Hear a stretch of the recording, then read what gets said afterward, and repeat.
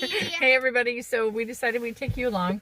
I hadn't decided till we got here whether I was going to take you guys with us or not. So we are at the Plattsburgh Air Force Base Museum. I don't know if they're going to let us film inside or not, but there's also a War of 1812 museum here as well. So that's our plan. So hopefully they'll let us. We'll find out. Let's go. Let's go. We'll find out.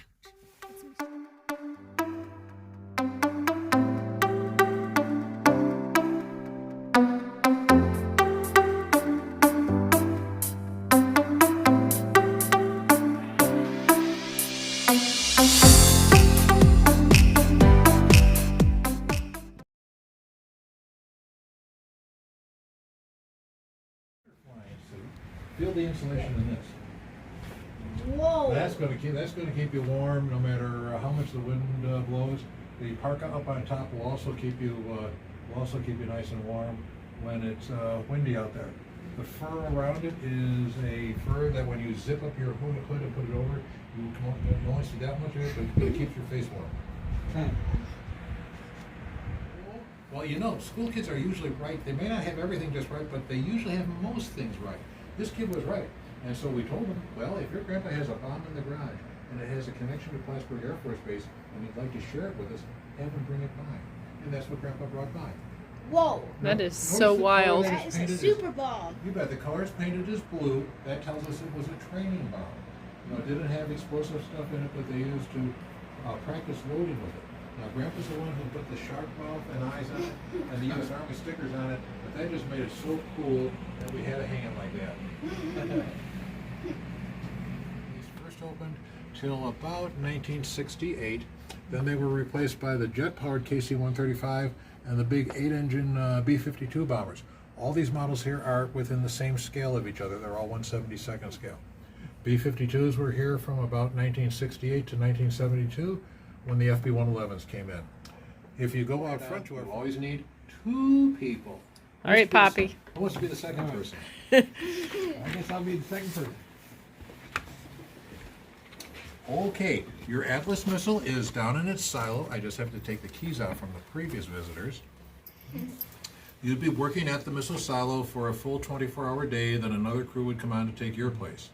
But you're on just the wrong day. The klaxon goes off, you copy a message from the command post that says you have to launch your missile. So it takes two people to launch your missile.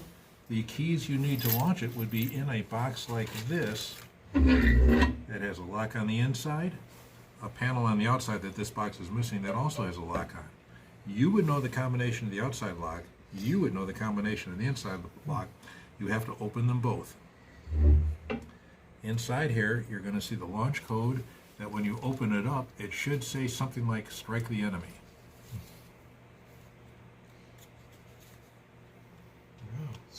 Strike. Okay, so we got to get some serious work done here.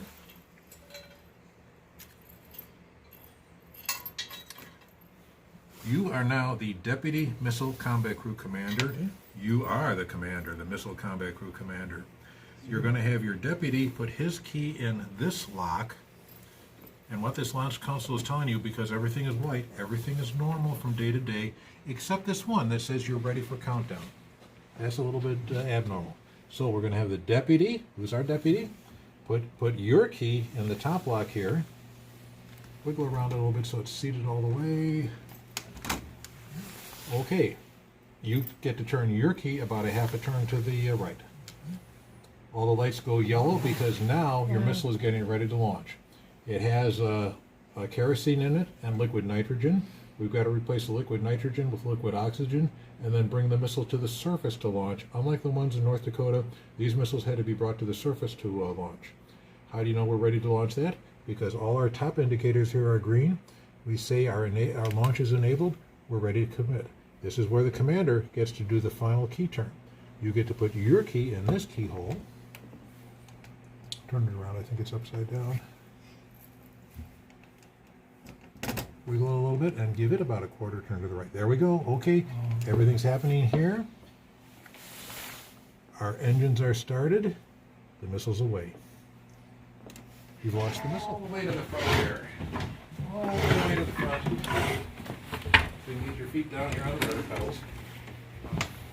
Now, you're the pilot. You're going to fly the airplane with this hand on the control stick and this hand on the two throttles over here. Because we've got two engines. Here's the instruments that would tell us what our engines are doing. I've got a set of throttles here, and this is my control stick. Both of us can fly, but see where our controls are connected to each other? That always keeps us going in the same direction.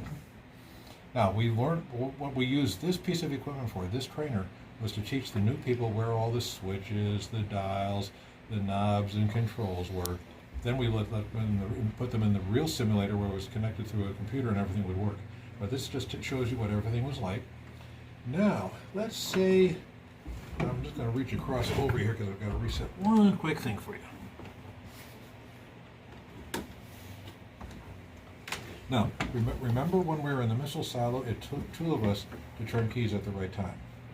If we're getting ready to drop bombs or fire missiles out of here, I've got things I have to do over here to get it ready. See that little red switch right there? It's hard. I know it's hard to see behind the panel here, but I would have to turn this knob into this area here. That would partially arm the stuff, but to really arm it, you'd have to open the red cover and push your switch forward to the arm and release. Little click forward. There you go. Now anything we dropped or launched would actually go off. So it took two of us here. It's just different than using two keys. In front of you here, you've got the pilot's attitude indicator and gyro compass that showed us the direction we were flying. This would show us if we're straight and level. Right now, this is showing that we are straight and level. Our airspeed would be over here. We'd get our altitude information over here. All these yellow lights here, similar to the lights over on the other side on the console, tells us if there's something wrong with the airplane. So we'd be flying this. You'd most likely have your checklist on. Whoa, that's a big checklist. Well, yeah. You've got lots of stuff to do. That would be on your one leg. Your clipboard with your flight plan and telling you where you're going with your stopwatch would be on your other leg. You're flying with your left. You're flying with the throttles on your left hand. Yeah. We're not done yet. You need a helmet. Would you like to wear a helmet? Oh yeah. Okay. It'll fit over your puffies, I think. It'll do it. It'll do it. There you go. Whoa. I'm just going to set your clipboard down there for a moment. There, Now, so you can see. Is it a sunny day or a cloudy day?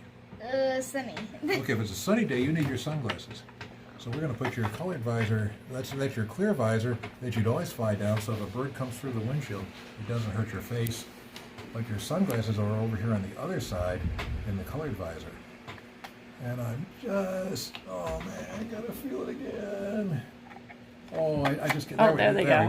We found the colored Yeah. visor. That would be your sunglasses. If it was over your eyes.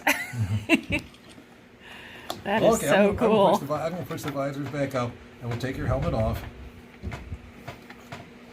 Now, I need you to play detective here for a second here. Okay. Okay, the thing you gotta find out is, whose helmet is this? Frank. Who am I? Frank.